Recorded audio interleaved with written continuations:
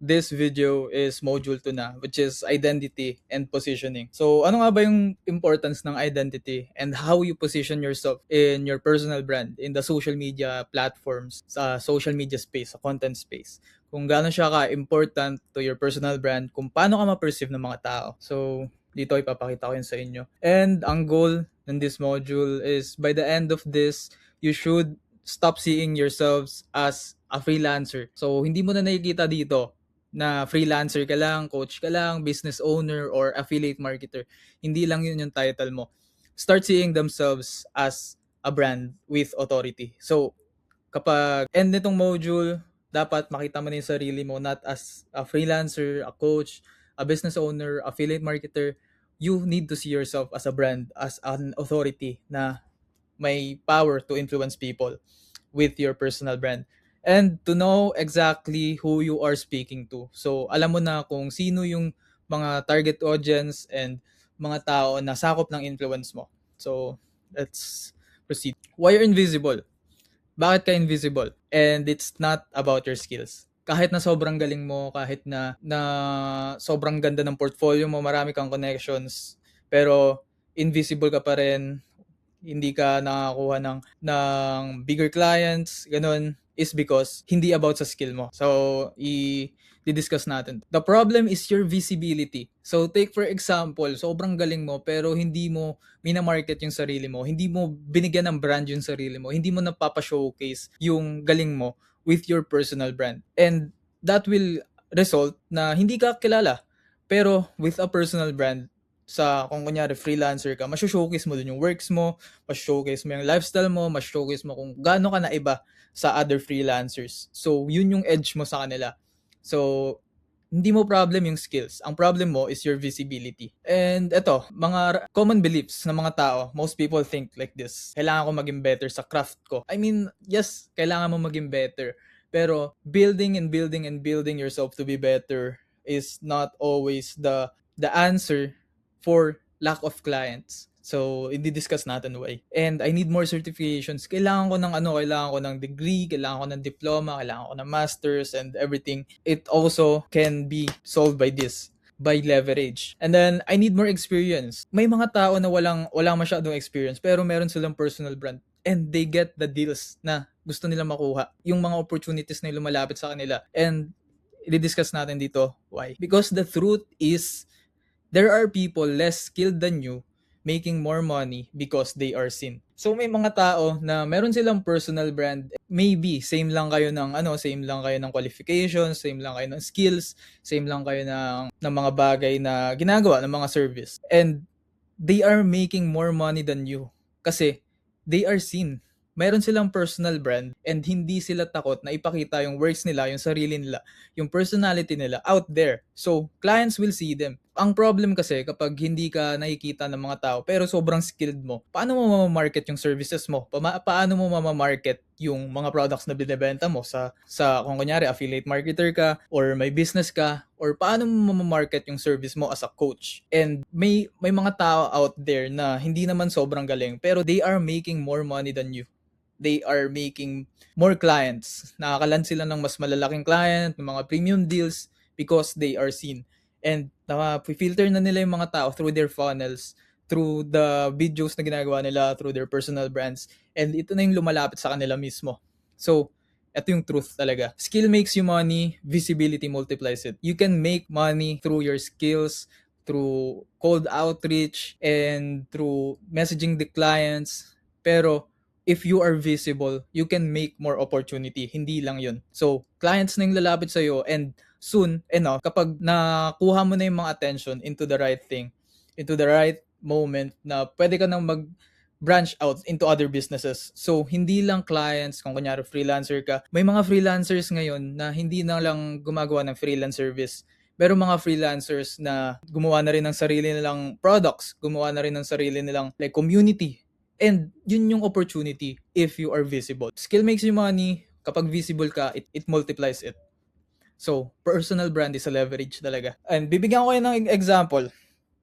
Merong dalawang freelancers. Merong same skills, merong same experience. Pero yung isa, nagpo-post ng content. This one, na nagpo-post ng content, nakakakuha siya ng mga inbound leads. yung mga taong interested sa services niya and nakikita yung mga posts niya, nakikita yung personality niya, yung lifestyle niya, and nakikita na relatable tong freelancer na to. Mas maraming client na lumalapit sa freelancer na to. Pero, merong isang freelancer na hindi nagpo-post ng content, na nag-stay lang na silent, and siya yung umahabol sa mga client through cold outreach, to outbound emails, through applying. Ang problema kasi sa ganito, hindi nakikita agad ng client first hand. So, ang advantage nitong freelancer na nagpo-post ng content is may mga times na nag-i-scroll lang yung mga client sa social media and nakikita sila. And ito na yung mga lumalapit. Ito na yung nagiging inbound leads. So, may mga client na sila, nagkakaroon pa sila ng client kasi napupush pa ng napupush ng algorithm yung mga videos nila, and marami pang nakakita ng mga videos nila. So, nakakuha sila ng client na fit talaga sa kanila. Kaya siya masaya dito and dito malungkot. So, same skills, same experience, pero yung isa, nagpo-post ng content. So, tatanungin kita, nasan ka ba dito sa mga to? Ano yung mga bagay na pinagre-relayan mo para makakuha ng client, para makabenta, para magkaroon ng service as a coach? Is it through referrals? Is it through cold outreach? Is it through luck or swerte? Or ano yung mga bagay na hindi ka visible and alam mong mas magiging visible ka? So, ask yourself these questions. Having skills doesn't make you money. Being known for your skills does. So, may mga freelancers dito na kumikita sila through their service, through the service na ino-offer nila sa clients. Pero if you are a freelancer who has skills and also has personal brands, mas unlimited yung opportunities mo. And yung personal brand kasi, yung pinaka-best investment na pwede mo magawa. Kasi kahit na maubos pa yung mga client na meron ka ngayon, matapos yung mga projects, matapos yung contract nyo, may mga pumapasok at pumapasok pa rin. And yung attention na yun na nabuild mo sa personal brand, pwede mo pang i-direct into something. Like kunyari, mag-build ka ng business in the future, pwede mong i-direct yung attention doon. Or maglabas ka ng bagong service. At least nakakasabay yung mga tao. So yes, having skills does make you money. Pero having a visibility, a personal brand na portfolio ng naging works mo through the space na meron ka, through your personal brand, yun yung mas magbibigay sa'yo ng cash flow. Yun yung mas magbibigay sa'yo ng opportunities. So, papakita ko dito sa table na to. Ito, sa skill-based, ikaw yung nag-work behind the scenes. Sa authority-based naman, when you have a personal brand, visible ka online. Napapakita mo yung works mo, mas maraming tao na relate sa'yo, and may mga future clients na baka makakita ng videos mo and ikaw yung kuhain. Ganun. Future prospects, either businessman yan, or future na makakita ng mga videos mo as an affiliate marketer, may kita nila yan. Sa skill-based, ikaw yung nag-chase ng client. Ikaw yung nag-outbound, ikaw yung nag-cold email. Sa authority-based, may mga client na lumalapit sa'yo. May mga client na pumapasok sa email mo, mga nagme-message sa'yo, and sila na yung nagtatanong kung paano mo ginagawa to, or ano yung service mo. So, interested na sila on the first place kasi nakita na nila yung video mo. So, funneled na sila and filtered. And sa skill-based, kayo yung nagko-compete sa price. So, may mga kasabay ka na same lang ng skills, same lang ng experience. So, nagko-compete kayo sa price kung paano nyo mapaprice yung services nyo. Pero if you are the authority, napapakita mo kung gaano kakagaling yung expertise mo, and na-convince mo yung mga tao na ganito yung mga results na pwede mong ibigay sa kanila through your service, ikaw yung magko-command ng price. And kapag nagawa mo na yun una pa lang dun sa mga videos na pinopost mo, mas madali na yun sa sales call. Or kung kunyari, closing na, mas madali na yun. So, ito yung identity mo as a creator. So, hindi ka na freelancer, business owner, affiliate marketer, or coach. Personal brand na yan. You are a creator. You are no longer just a freelancer, a coach, or business owner, affiliate marketer. You are a content creator for your niche. That means, nagdo-document ka, pinapakita mo yung lifestyle mo, how you live your life, how you think. And ito yung nagbibigay sa mga tao ng likability mo. Dito mo na-filter yung mga tao na mas makaka-relate sa'yo. Dito mo makukuha yung tribe mo. So, mas maa-attract mo yung mga tao na to kapag nakarelate sila sa'yo.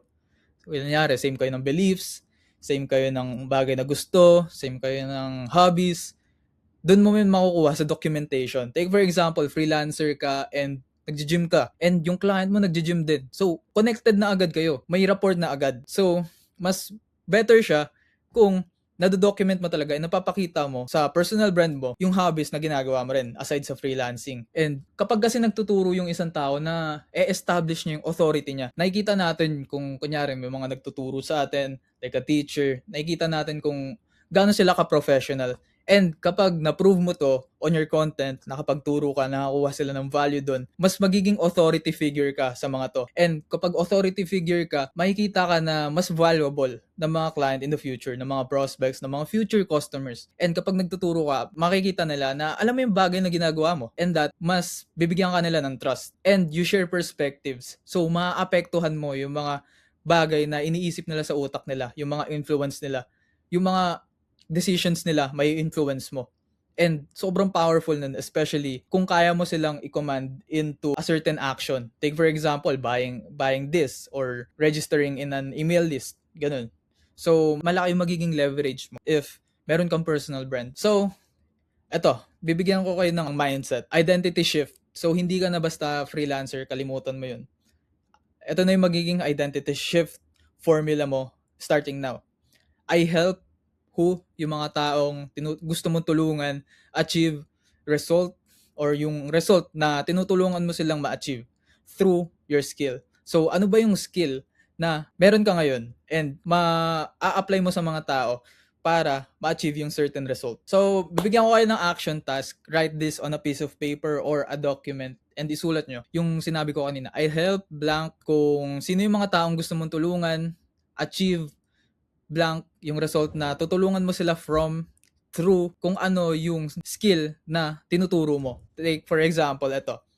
I help busy professionals lose weight through science-based training. So, tumutulong siya sa mga busy professionals na mag-lose ng weight. So, yung who doon is yung busy professionals achieve to lose weight. Yun yung gustong ma-achieve or yung dream result ng client. Then, through science-based training, yun yung approach. Yun yung bagay na tinuturo niya. Pangalawa, I help business owners grow their social media pages through short-form content. So, tinutulungan nyo dito is yung mga business owners and yung goal or yung desired result is to grow their social media pages. And yung system or yung way para makapunta doon is through short-form content. So, nagigets nyo, I help blank kung sino yung gusto mong tulungan, achieve blank yung result na gusto nila makuha, yung dream result nila through blank. Kung ano yung tinuturo mo, kung ano yung offer mo or yung service mo. Take for example, freelancer ka, you help clients to generate more sales or leads through video editing. So, I help business owners who make content achieve more leads and qualified prospects through engaging content through video editing. So, ayun, example nun. So, ang ituturo ko naman dito is your TAP or your target audience persona. Kung familiar ka dito, ito yung tinuturo namin back in CCL na ito yung tao na pinakakilala mo and alam na alam mo kung paano tulungan.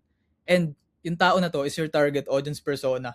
So, ano nga ba to and bakit kailangan na kailangan to when it comes to creating a content?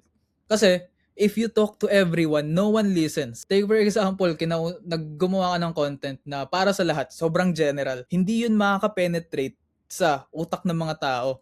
And yung content na yun, kung para yun sa lahat, walang makikinig dun. Kasi your content should feel like it's made for one person only. So, yung content na yun, dapat kinakausap lang kung sino yung tao na nag-i-scroll behind that. And yung tao na yun is yung target audience mo. Kasi tatanungin kita, yung mga tao na nag-i-scroll ba sa FYP mo, lahat ba yun gusto mo ma-attract? Kasi iba-iba lahat ng tao. And kung i-accommodate mo lahat, masakit yun sa ulo. So, i-accommodate mo lang kung sino yung tao na gusto mo talagang tulungan. And yun yung mga dream clients mo, yung dream customers mo, yun yung mga yun. And gagawin natin yun in this page. So, bigyan ulit kita ng action task. Pero mamaya mo na gawin to after this video.